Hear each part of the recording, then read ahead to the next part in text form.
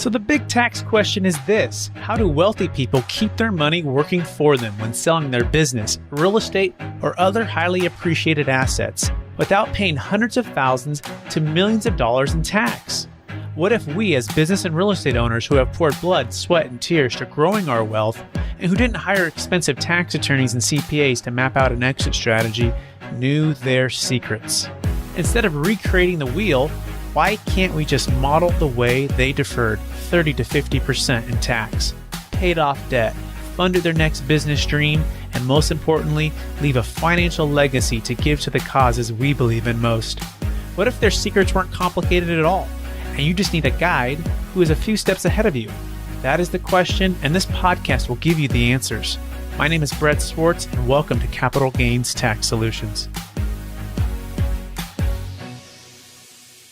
Welcome to the Build It to Billions podcast, where we guide successful entrepreneurs and investors on their journey from millions to billions. We believe that the key to scaling and compounding your wealth and life starts every single day with the mindset and practice of stewardship of ownership and applying billionaire biblical principles. Our ultimate goal is to help you scale and compound your wealth and life so you can give more all of it away to help MVPs, the most vulnerable people. My name is Brett Swarts, and each episode we're joined by the top entrepreneurs, millionaires and billionaires who share their secrets, wisdom, and insights with us so we can all level up and make a bigger impact.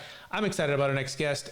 He is originally from a place in Canada. He'll tell you about that. But he has expatmoney.com, and we're going to talk about some taxes, living tax-free abroad, and some cool things about, becoming an expatriate, what that all looks like. And overall, we're going to dive into some neat stuff. This guest is the world's most sought after expert and expat consultant. He focuses on high net worth private clients to legally mitigate tax liabilities, obtain a secondary residence and citizenship, and assemble a portfolio of foreign investments, including international real estate and so much more. Please welcome to the show with me, Mr. Mikkel Thorup. Mikkel, how you doing? I'm very well, Brett. Thank you very much. Excited about today's conversation. Should be a good one, and hopefully inform and inspire your audience a little bit. Should be good. Excellent. Love it. For our listeners, get to know you for the first time, would you give us just a little bit more about your story and your current focus?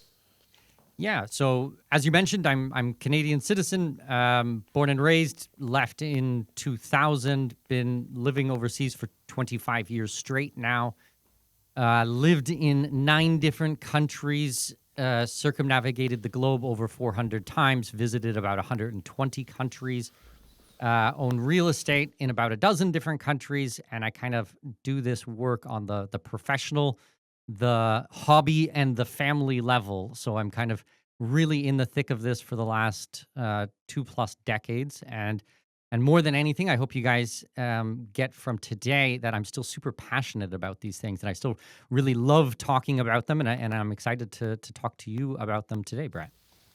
Amazing. Let's dive right into it. What's the number one secret when it comes to living tax-free abroad, and then basically using every means necessary to legal means necessary to be able to grow your wealth in a tax-efficient way? Yeah, I mean, I think that the first thing that people need to understand is that not all countries tax the same way. There's actually many different tax systems around the world. And just because we are born in one country and, we're born into a certain set of laws, don't necessarily mean that that we need to follow those forever. Now, if you're an American and we're talking taxes, there can be some tricky parts because Americans tax actually based on citizenship, not just residency. So I guess that would be the first thing that people would need to understand. There's 2 countries in the world that tax on citizenship. One is Eritrea, which is a small African country, which is known for blatant human rights violations. And the second is the United States. Every other country in the world taxes in a different manner, usually if you are a tax resident. So if you're deriving your income from there, or you're living there, you're spending a certain amount of time in that country, then you will be a tax resident, will owe taxes there. But for the Americans, you can move overseas, you can live in another country, you can not go back to the United States for a dozen years, and you still owe a tax return and taxes on your worldwide income every single year.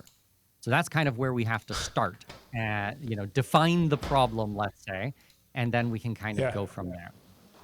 Yeah, it does seem like the America is like the IRS of the world, right? Where they they tend to be in a lot of places all at once, and especially if you're an American citizen and you go somewhere else. And so what's the truth to that, or is there any myths in that, or what, what can you expand upon that?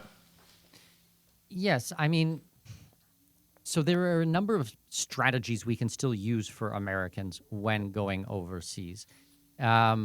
The main thing that I want people, to understand is if you're an American, that you do have to file and you may owe taxes on your worldwide income no matter where you live. So it's not like one of these things, you see in movies. It's like, oh, they just structured the things offshore and there's no taxes, or they put it in an offshore bank account and there's no taxes, or, some numbered account in Switzerland. It's like all of that stuff is long gone. Right now, you have a legal responsibility to report and file taxes on your worldwide income. And we absolutely follow all of the laws, whether we like the laws or we don't like the laws, we follow them. Because, our organization, it's all about having more freedom. And you start breaking the laws, you don't end up having more freedom. You end up having a lot less freedom. Let's break that down, right? Yeah, I think that's really helpful. And by the way, if you want to learn more about Mikkel Thorup, you can go to expatmoney.com. It's expatmoney.com. So, Mikkel, I've heard this strategy. Tell me what you think. Let's say you lived in New York, you lived in California, you lived in New Jersey your whole life. And you're thinking about moving overseas, right? And you're like, what? I like to move overseas, but I know that I will be taxed based upon the previous, residency that I was in. Maybe I stop for a year or two and establish my primary residency in a Florida or a Puerto Rico, and I establish it there, and maybe do a 1 year vacation, if you will, right? And buy a house and get my mail, get my bank accounts, get everything set up. And, maybe I'll live there for 2 years, maybe just a year though, right? At least a tax return or two or something. And then I move overseas to another location. And per the U.S. legal tax code system, am I correct in saying that my taxes are no longer necessarily tied to the New York or the New Jersey, California, but it would tied to my last primary residency? Is that true? Yes and no. So let's slow it down a little bit. So what we're specifically referring to is state income tax. Now, the federal tax is a different piece of the puzzle, and we'll need to deal with that. But yes, if we can successfully move you from, say, New York or California to Texas or Florida or another state that has zero tax, and I'm not talking just a paper move, I'm talking a real move, change your driver's license, your primary residence, your voter registration, your electricity bill, your gym membership, all of these, 101 subjective ties. If we start moving those over, we cut them from New York, we move you down to Florida, we get you accepted as a tax resident there. Then we move you overseas. Then we can make sure that we're not going to be owing state taxes, because there are stories of people going from specifically California. California is the most aggressive with this, but going directly from California to overseas, we can take care of the federal tax with a couple of other different programs directly from the IRS, but the state tax can still follow you. So that's why we do this 1-2 jump. Now, if you still have a primary residence back in one of these states, then that can be problematic. So, as I said, California is the most aggressive with this. So what I would really do is get rid of your primary residence as a first starting point, and then from there, I would buy a new home or a rental agreement or rental contract in one of the zero state taxes, and really get it accepted before making that other jump, because these states are, in a lot of cases, quite bankrupt, and they need a lot of extra money. So they're very much coming after people for these things. Okay. So just in summary, it does sound like number one, sell your primary home, whatever state you're in. B, really move, like legit move into like the Florida, the Texas, or maybe the Puerto Rico, right? Rent and or buy a place there and establish it as your primary. Voter registration, gym membership, all of the above. I mean, that's a legit move.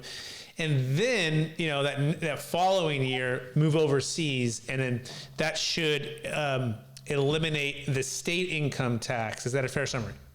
That is from that fair previous summary. State that you were in before. Correct. Good. And now let's talk about federal. Let's talk about federal now. Let's walk. Okay, sorry, go ahead.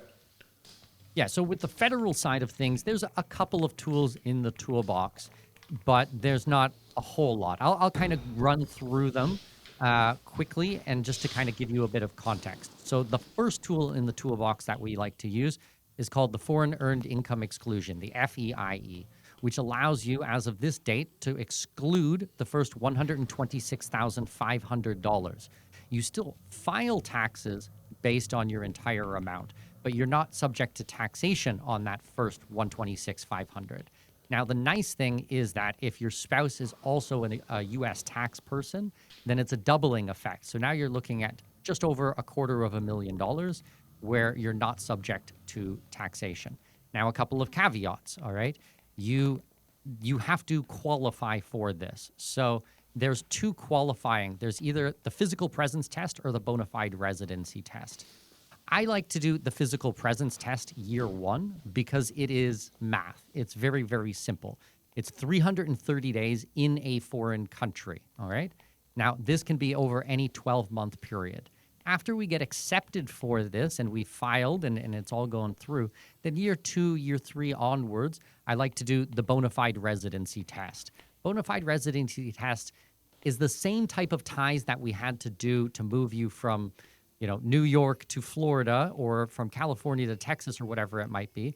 We're going to do the same kind of things overseas. So we're going to have a gym membership and your golf club membership and your driver's license, et cetera, et cetera, et cetera. And we're going to have a residency, so the legal right to live and work in that country. Now, this is going to allow you to spend a little bit more time in the United States every year. So instead of 330 days, let's say 365 days in a year, potentially 30 some odd days back in the US. Now you could spend, maybe 60 days, maybe 80 days, It's a little bit more subjective. This doesn't mean go back and start having board meetings or signing corporate documents or anything like that back in the US. But if you want to go on vacation, it's a little bit more flexible. The other big important qualifier is that it must be earned income. So we're not talking about passive investments. We're not talking about dividend distributions or capital gains. We're specifically referring to earned income. Now, if you are a professional trader or a professional real estate investor, then there are ways that we can classify you as such and potentially take that, that type of income and turn it into an earned income opposed to a passive source. Make sense? Oh, it makes perfect sense. Thank you. By the way, people can learn more about Mikkel, Mikkel, Thor, like Thor, like the movie Thor, and then UP by going to expatmoney.com. It's expatmoney.com. So Mikkel, let's keep going on this line here. Okay. So let's do like a case study, right? So Mr. and Mrs. Smith, they live in California. They make $2.5 million per year. Their net worth is about $25 million. And they've always dreamed of going overseas, all right? And so they're like, I've always wanted to live in Europe or wanted to live in, a certain place that, is very tax efficient, but also give me a chance to travel and flexibility. So it sounds like maybe the roadmap maybe be to stop in Puerto Rico. Let's give them the perfect roadmap here, okay? For a year, establish residency, right? Sell their primary home in Palo Alto. And now they're in Puerto Rico for a year, right? And then the following year, move over to a place that you're going to mention on the top, maybe 3 or 4 places that are maybe you might consider. Walk us through the steps and kind of fill in any of the gaps. Yeah. So, with Puerto Rico, there's one program called Act 60. It used to be Act 20, Act 22. I don't really deal with it because it's not really an expat. Puerto Rico is still part of the United States, so I don't really deal with this piece.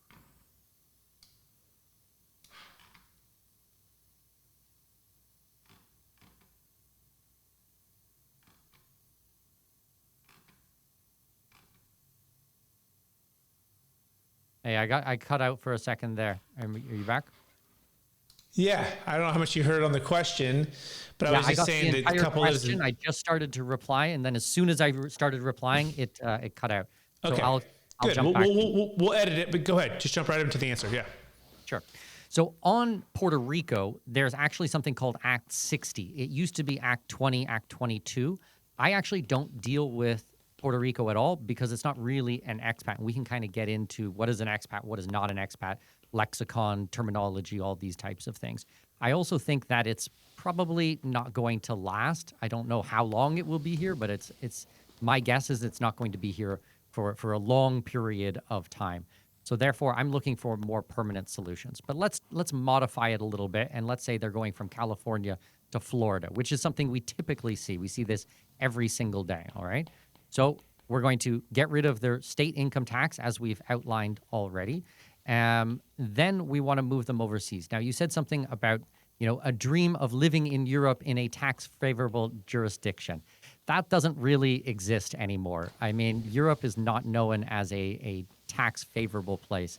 There might be a couple of places, we could look at Malta or, Luxembourg, things like this. But in most cases, you're not going to get a residency for those countries anyways. So that will be a little bit more difficult. Where we're finding a lot of the freedom from taxation is more in the Caribbean or in Latin America. So what we like to do is pick what's called a territorial tax country. This is a country that does not tax foreign-sourced income. So for example, I'm in Panama City, Panama right now. Panama only taxes on locally sourced income. So if you generate your money overseas, there is no tax here in Panama, even if you live in Panama full-time. So a very, very classic territorial tax system country. Other countries that would fall into this would be places like Belize, Costa Rica, Paraguay. These types of countries all tax only on locally sourced income. So this is a very good opportunity of picking a jurisdiction. Now, as we outlined in the foreign earned income exclusion, they have, an exclusion of roughly $250,000, which is not going to really do us too much in your example where, we're talking, $2 million or $2.5 million in annual income. So we have to start looking at some other strategies in this. The really big strategy for Americans, and this is not a recommendation, I'm not advising anyone today, I'm just talking in general terms, but what some people do is they actually renounce their U.S. citizenship. This is the only surefire way to absolutely be done with the IRS forever. Now, it's a very serious commitment, and I'm not, once again, recommending it. I'm just telling you that it is possible and that people are doing it all over the world. Now, there's difficulty with this because there's a difference between what's called a covered expatriate and a non-covered expatriate, and it has to do with a net worth, or there can be other qualifiers like your average income. So in your example, these people would be considered a covered expatriate, and they would owe an exit tax, which is basically a deemed disposition of everything they own on the day, and they would pay a capital gains tax on that to be able to get out. But going forward, after they have paid this tax, then they would no longer be tax residents to the IRS ever again, as long as, not doing, U.S. business or U.S., things that are going to trigger or you start living in the U.S. again, let's say for physical presence test or things like that. But let's say they really are moving overseas as your example. Then you would only be a tax resident of your new tax home country. And in this example, if it's Costa Rica or Panama or wherever it might be, you would only be subject to tax on locally sourced income. So don't go and start getting a bartending job or start, opening a tienda or a store or, things like this that would be considered. But anything online, any type of international business, any stock portfolio, things like this, you shouldn't have any trouble at that point. Okay, we're speaking with Mikkel, Thorup, everybody, expatmoney.com, expatmoney.com. Let's move into estate tax, okay? So one of the biggest challenges is, I think one of the elephant in the room for ultra high net worth individuals, it's now 30 million married, 15 million single with the big, beautiful tax bill that was passed. And that, but if you're a patriot and your net worth is inside of the US, basically this means that the first 30 million, if you're married, is exempt from the death tax, the estate tax. So let's say you're worth 130 million as an example. The first 30 million you're married is exempt, but that other 100 million will be hit with a 40% death tax, okay? So inside of the taxable estate. So what you want to know, is inside or outside the taxable estate? Now, if I give up my citizenship, my understanding, Mikkel, is that if you're a non-US citizen and your wealth is in the US, you have about a $68,000 exemption. So that same correct, 130 million is basically taxed at the full 40%, which is brutal, by the way. And so the big thing is, how do we get the capital, the equity outside of the taxable estate? I want you to walk me through. I live in Palo Alto again. I'm a tech entrepreneur who started like a really cool company that exploded. My net worth is 130 million. I'm married, right?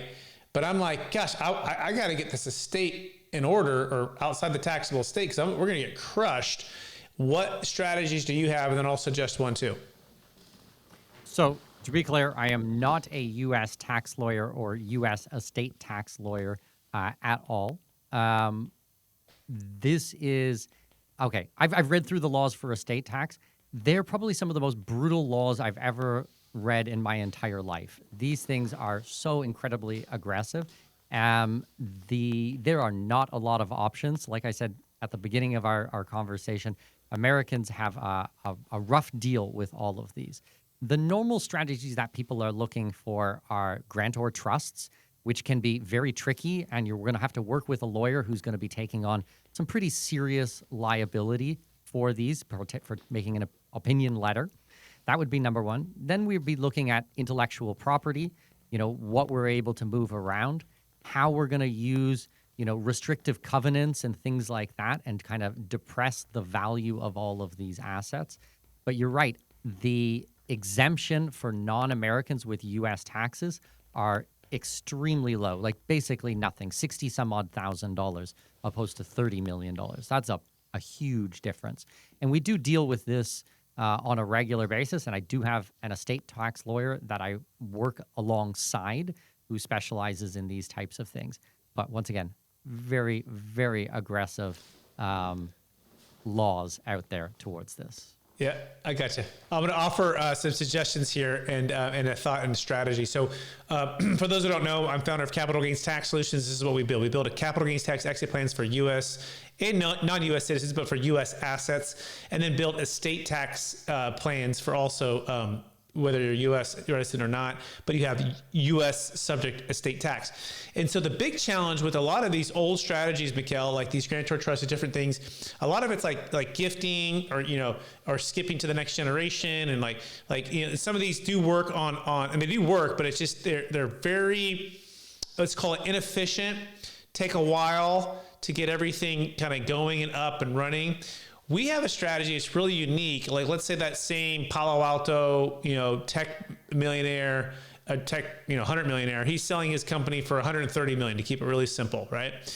We, in one day on a sale, can sell to a trust that forever eliminates the estate tax. Okay. Now, let me give you some of the key things here, right? You need to have an actual third-party buyer that has 130 million. So let's say it's Apple, and Apple's gobbling up this company for 130 million, right? And Apple's like, we're going to buy it. And so that's a third-party buyer's Apple. The seller is the seller, 130 million, right? And the way that we structure it without any life insurance gifting, none of the lifetime exemptions given up, or charity required, they sell the company. But before they sell it to Apple, we actually sell it to a trust first, and then they sell it to Apple. So it's like a three-party sale, right? And the U.S. tax code that we use, the way we use it, allows for a repayment back to the original buyer, the original seller, right? And they become basically like a lender, if you will. They become the bank. And that's kind of in short here. They only pay taxes, they receive payments back from that. But this 130 million, Mikkel, is forever outside of the taxable estate. And let's say that grows to $1 billion over their lifetime, because they're 35 or 40 years old. They're this tech, genius that made this newest AI, company, right? Well, this is the cool thing, right? It's forever outside the taxable estate on the 130 plus all of the growth of it. One of the biggest deals that was done with this was a $120+ million deal in San Diego, California. Been audited, no change, no findings, all of these things. And so I mentioned this to everyone who's listening, because if you don't have a good team in place and a good strategy to actually get to the root cause of it, you're going to get crushed with the tax. If you want to learn more, you can go to capitalgainstaxsolutions.com. It's capitalgainstaxsolutions.com. Mikkel, I'm curious, have you heard anything like that before? And what are your thoughts on it? I mean, I'm not a domestic tax planner at all, but I mean, anytime that we're able to legally reduce taxes, I am very, very fond of this. And of course, if this is a proven strategy and you have the laws that back it up, I'm very curious to learn more myself. And I definitely parrot what you said. Working with a professional and a professional team is extremely important. These are not things where you want to cut corners on. You want to work with brain surgeons on these types of things. Right, I couldn't say that more. By the way, this is so key, right? My business partner, tax attorney, CPA, thousands of transactions. He was a former M&A attorney for Arthur Andersen. He's a genius. I think he's the Elon Musk of this world, right? He's no one. I don't know anyone who's done more transactions than him in the last 30 years. And he's my business partner. And we do all these deals together. But here's the key. He always says this really well. He says every single estate tax, capital gains tax, and tax strategy works. Every single one of them. Until you get audited, okay? And so that is the key, right? What is the audit track record of the strategy that you're looking at? Number one is what you should always ask of anyone who brings you a tax strategy. Number two, who has defended those audits? How many audits, right? Is there lifetime audit defense built in? How many years have they been doing this for, right? Is there a private letter ruling? Has there been any IRS court cases? I mean, you just keep going down, digging. Now, that's the key for me to give me certainty of conviction. Mikkel, what else would you add when you're vetting, attorneys that are saying that they have this, amazing exit strategy or this amazing tax strategy? Are there any other questions that you're asking besides those ones? No, I think those are extremely important ones. I mean, I'm definitely looking at track record. For example, the person who does all our U.S. renunciation has renounced roughly 6,000 people. So they do about 20% of all renunciations on planet Earth every single year. They've been doing this for many years. I don't know anybody who's done more of these types of transactions. And they've been audited, I believe, twice out of 6,000 successful renunciations, and there were very particular reasons for the audits on those. So I think that your statements are very bang on, and I would definitely be very careful about tax strategies that are put into place. Like the ones that I'm talking about are very easy. We can go and look them up on the IRS website. You can go and look up FEIE and things like this, or Act 60, or other types of programs. I stay away from dirty dozen type of stuff, or these multi-pension plans and these other types of things that you might read about. It's not the work that I do. Let's just leave it at that. Yeah. By the way, ours also has never been on the dirty dozen, never been on an IRS watch list, right? It's been over 30 audits, all no change, no findings. Also really important that the strategy you're doing aren't the audit triggers, right? So we've never had a trigger on an audit. They just happen to be large cases, large business sales, large real estate sales, and that actual case itself is what was audited, okay? And then during the audit, or that particular client was audited, during the audit, they found our strategy and they dug into that. And so then the strategy was audited. And so again, if you want to learn more about that, go to capitalgainstaxsolutions.com. That's capitalgainstaxsolutions.com. Mikkel, if people want to get in touch with you, what's the best place to find you? Yeah, so very happy to discuss these types of things. I mean, my work is more focused on the offshore strategies, which we kind of outlined very briefly, but kind of the other side of the puzzle. So I usually work with the specialists inside the U.S., and then I'm dealing with the taxes in the foreign country. We help with a lot of the movement of the money, of the restructuring of things overseas, and then all of the immigration work to actually get you in that country. So the residency, the citizenship, all of these types of things, helping select the jurisdiction and then how it's being viewed. So I'm very much a team player. We work with the local partners and trusted people, and we have kind of our small niche that we work with in the expat space. But, very happy to help your audience. If you guys reach out to us at expatmoney.com, we've been doing this for a very long time and have a very good success record. So happy to help your people. Awesome, Mikkel. Thank you for being on the show. And I also want to thank all of our listeners for listening to another episode of the Build to Billions podcast, also streaming on capitalgainstaxsolutions.com. Solutions podcast. I want to encourage you to take action today and get with Mikkel on expatmoney.com or with me at capitalgainstaxsolutions.com. And we'll talk to you again soon. Thanks, everybody. Bye. You have just listened to another information-packed episode of Capital Gains Tax Solutions with Brett Swarts. We hope you enjoyed today's show and found it helpful. Visit capitalgainstaxsolutions.com to access the show notes and to access more resources. Don't forget to leave a review and join us again next time.